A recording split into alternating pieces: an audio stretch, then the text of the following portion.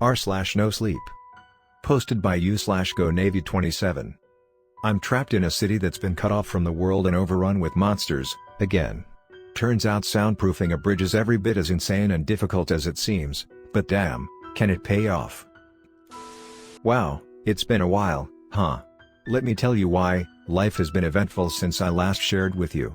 It was busy for the first week, but I was still going to write, until I ended up having a much bigger priority than writing. I'll explain. But first, allow me to address a few things that some of you all brought up. Clear up the confusion, if you will. Although why you're confused by my stellar descriptions is beyond me. 1. Oliver and Mr. Bailey are fine. The massacre happened in the other house, not the one where I'm staying. Both Mr. B and Oliver were in my house at the time. Don't you think I would have made a much bigger deal of it if Mr. Bailey died? I mean, Oliver too, but especially Mr. Bailey. That cat is family to me. I would have mentioned it, and cried on my keyboard, if anything had happened to him. But he's currently purring in my lap as I type this. 2. Mr. Bailey didn't warn me about Julia because he didn't know what she was. He says he's honored that you think so highly of his monster detection skills, but that it's getting harder to identify them. As the monsters are modified and become harder for me and other people to distinguish from humans, like MJ's and Julia, they're harder for him to distinguish too. Plus, she didn't have a camera, which is usually a dead giveaway. He feels awful, too, if you were wondering. When I told him about the massacre, he felt like he was somehow partially responsible for not sensing her identity. Which is ridiculous. Of course he's not responsible. 3. We have no idea how Ashley's produce food. Julia refuses to tell us much about that process / magic / whatever it is specifically, claiming it's a trade secret. So far, she also refuses to make any food, because she says that if she doesn't somebody touches it, she won't be able to resist feeding on their soul. I guess just like the pull of their food is nearly impossible to escape once you've touched or eaten it, the pull of a human soul chowing down is similarly impossible for an Ashley to defy. We're still planning to test this in the future, if we can convince her. How could we not at least try when it could mean an unlimited supply of food? 4. Fuck Caleb. Okay, no, technically this was not asked nor it is confusing, but I just wanted to include it. There's never a wrong time for a good fuck Caleb, am I right? Alright, now that we've got those addressed, onto my recent escapades, specifically, trying to soundproof a bridge. That's what I spent most of the first week after my last post doing. If you couldn't put it together from the title, trying to soundproof a massive, outdoor bridge is actually super difficult. At least, it is if you have limited resources and knowledge like I do. So why was I trying to soundproof a bridge? Well, because it seemed like there'd be a better chance of River talking to me again if the people controlling him couldn't hear us. The reason he got punished is because they knew that he was starting to reveal info to me. That's also why he doesn't want to risk talking to me anymore. But if they don't know what he's saying, maybe he'd meet with me again. I was desperate, guys. I kind of missed him, and I definitely missed Zoe. He was my best shot at getting her back. And after the recent massacre, I felt like I needed her more than ever. And that's why my newest project was trying to soundproof the goddamned bridge where River took her. It's not as easy as you'd think. Okay, maybe you wouldn't think it was easy, but however hard you'd think it is, I guarantee it's harder. I wasn't even trying to do the whole bridge, because that'd be impossible. Instead, I chose one section, and I essentially began trying to build a fort. Using abandoned cars and bridge beams as the structural support, I was climbing up and hanging blankets, padding, the works around a space roughly the size of a basketball court. It was terrifying. Mostly because I had to get up on the railing and balance while draping or pinning or nailing blankets from high beams. It made me nauseous looking down and seeing the little white-capped waves below. It'd be a hell of a long way to fall, and I'm not sure River would be there to save me. Anyway, that's what I was busy doing for about a solid week. I even found an abandoned 18-wheeler on the far end of the bridge and drove that over to make up one wall of the fort, doing a fucking 20-point turn to align it perpendicular to the road. That was pretty terrifying too, even with very few options for an accident. There's no other drivers on the road, after all, because I've never driven anything bigger than my mom's SUV. I was afraid I'd turn too far and send the back of the giant truck right through the railing, which would then lead to the rest of the truck and me following it over the side and into the abyss. Well, you get the idea. Obviously that didn't happen, because I'm writing this. But it was a stressful experience. I don't recommend turning an 18-wheeler 90 degrees on a bridge. Don't try this at home, kids. It took me that entire week to get something that even sort of resembled a complete fort, with blankets and insulation and a bunch of foam panels strung up and layered in a rough rectangle on the bridge. I used some of the supplies from the massacre house. Not to shed light on all those people's deaths, but at least there was a small silver lining to that horror. Waffles helped. He could reach the higher-up parts a lot more easily than I could. Mr. Bailey watched and helped when he could. But that's it. I have no doubt Chris or Jake or even Juliet could have made it go faster, but I didn't tell any of them what I was doing. I think extra people might make River more nervous, and I didn't want anyone to dissuade me from doing it or tell me it was dumb. Maybe it was. Doesn't mean I'd stop. I'm selectively stupid that way. It was pretty dark in the fort when I finished. I brought in a few flashlights and left them there in one of the cars. But here's the good news, it's also kind of soundproof, like I intended. Not completely, but pretty damn good for an amateur job if I do say so myself. Enough that any evil scientist assholes listening in won't be able to tell what we're saying. Nor can they see inside. Score. I had Waffles making rounds to the bridge at night when I wasn't there, checking that it's still intact. I didn't want to let all my hard work go to waste if monsters got sent to destroy my fort of silence. He only had to check at night, because after its completion, I was there for most of every day. I spent 3 days sitting in the dark, reading with a flashlight or petting Mr. B or laying on the sidewalk and just staring at the blanket ceiling, waiting for anything helpful to happen. And yes, okay, I could have used some of that time to write and post, but I didn't. I was too focused on contacting River or Zoe. And by the end of each day, I was depressed at my failure and exhausted from the endless waiting. Sue me for caring about my girlfriend so much. I was beginning to lose hope, but on the 4th day of me waiting in my fort of silence, that changed. Why, you ask? Well, excellent question. Prepare yourself, because I've finally got some good news to share.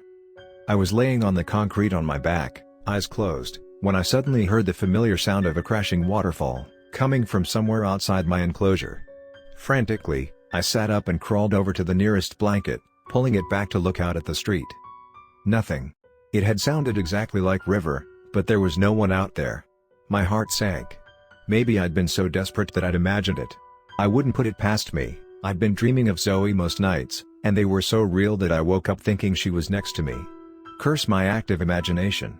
Sighing heavily, I let the blanket drop and crawled back over to my uncomfortable patch of concrete. I was about to lay back down when I saw something move in the dim light, out of the corner of my eye. I might have ignored it or chalked it up to my imagination too, but Mr. Bailey chose that moment to stare into the darkness and meow at the top of his lungs. He wasn't fluffing himself up or hissing, which was a good sign, but I nevertheless scrambled for the flashlight as quickly as I could, trying to feel around on the ground for it without looking away from the spot where I thought I'd seen movement. It seemed to take an eternity to close my hand around the flashlight, but finally I grabbed it, flipped the switch, and shone the beam ahead. It was a woman. Long dark hair in a braid, olive-toned skin, dark clothing. I would have been immediately concerned, except that as I focused the light on her face, I was met with shockingly blue eyes. They seemed to swirl, driven by little internal currents, in a way that was quite familiar. I almost laughed out loud, though whether in joy or surprise or both, I couldn't tell you. Rein it in, Eli, I told myself mentally.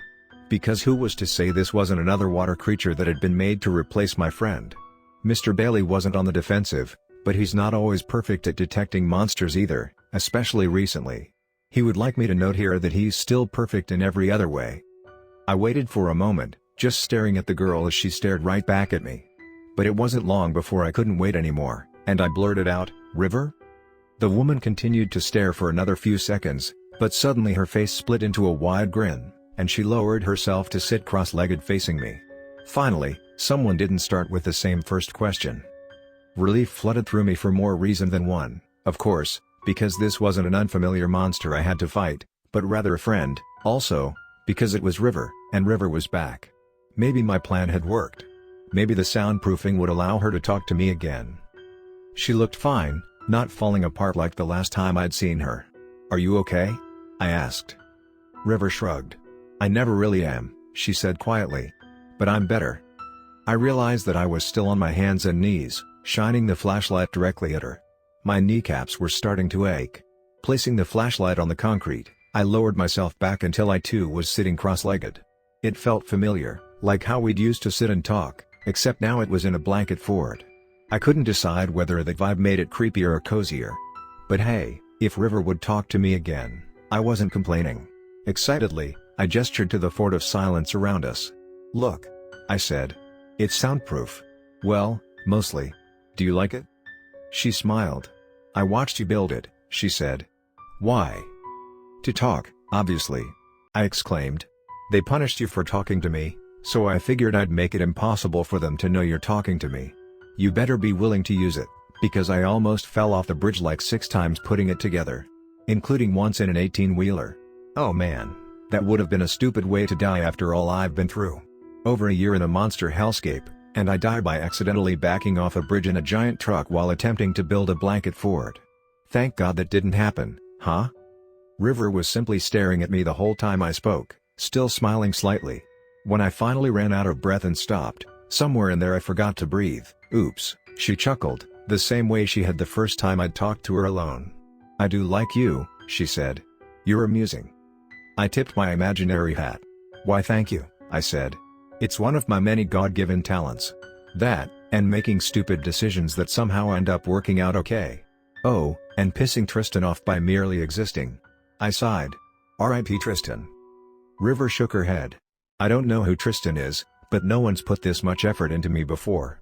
Her swirling blue eyes met mine. "Thank you for caring." "I'm just glad you showed up," I said.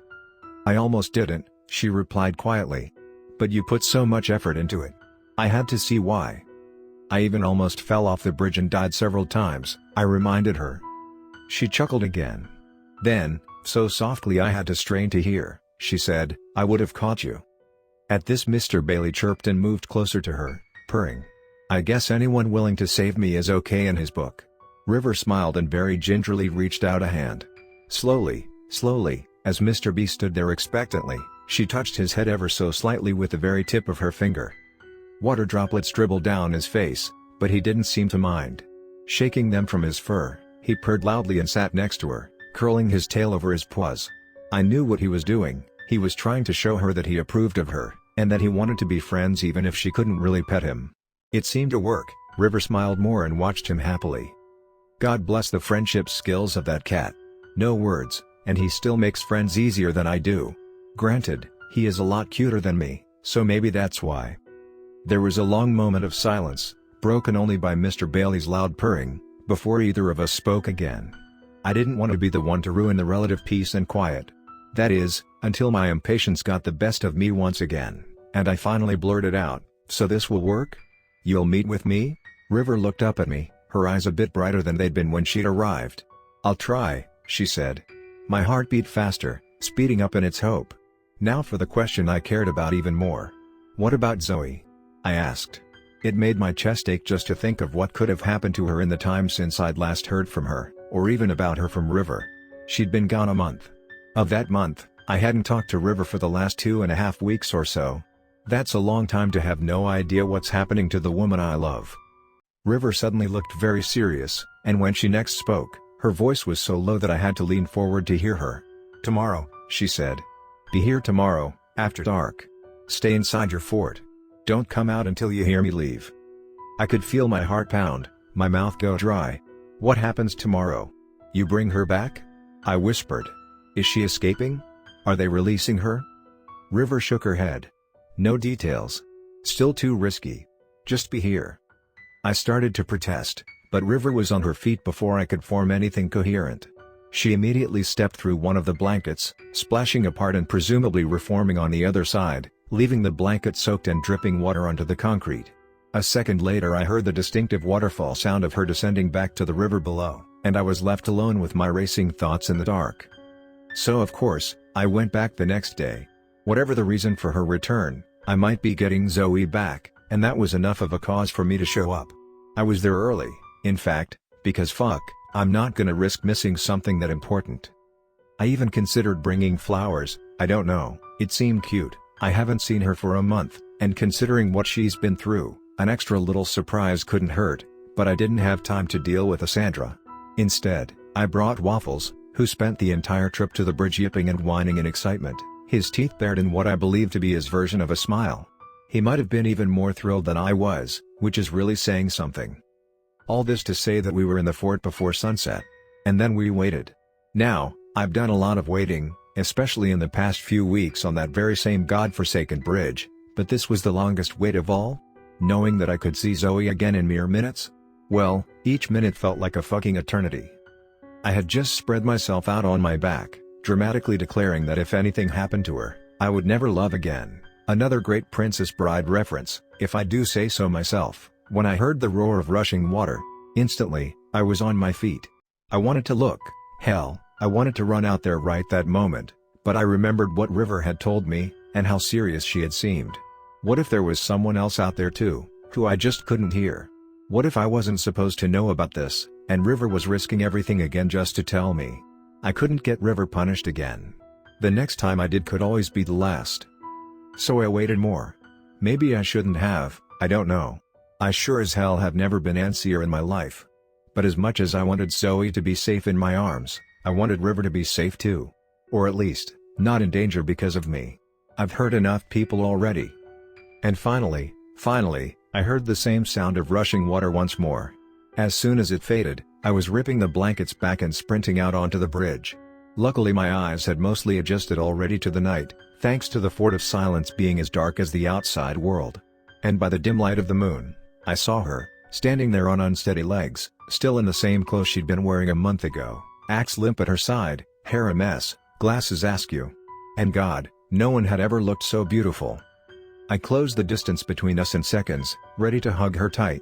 But as I reached her, she turned to me, her eyes confused. "Eli," she said. "Eli, what happened?" And then she passed out. It was weird, being the one to carry her. In our history so far, I'm the one who's been unconscious twice. But I didn't mind returning the favor.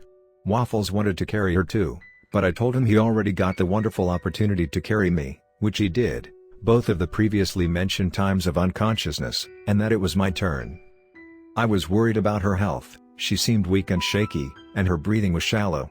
But it was after dark, and it wasn't a short walk home. Even with Waffles, wandering around at night isn't the brightest idea. So, I had no choice. We spent the night in a car in my fort, with Waffles and Mr. Bailey on guard duty. I laid Zoe out in the back seat, covered with a spare blanket, and slept fitfully myself in the passenger seat. I'll be honest, I probably slept about an hour total. I kept having nightmares that Zoe had stopped breathing, causing me to wake up in a panic to check on her.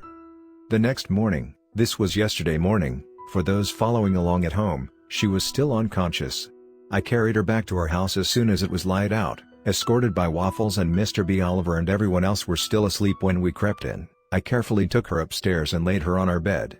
I cleaned up all the cuts and scratches I could find and covered her in blankets. But there wasn't much else I could do after that except, you guessed it, wait. Again.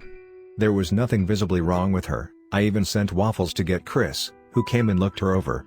He may not be a doctor, but as a firefighter, he's also qualified as an EMT. He didn't see anything clearly wrong either, though he said her heart rate was very, very fast.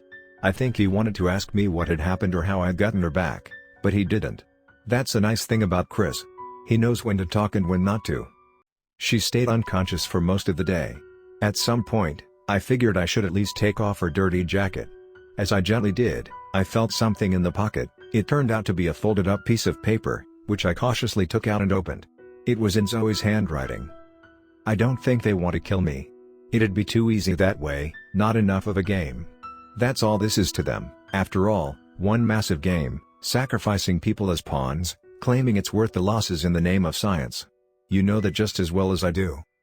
But I don't know what they're doing to me. I think they're drugging me somehow, because I can barely stay awake.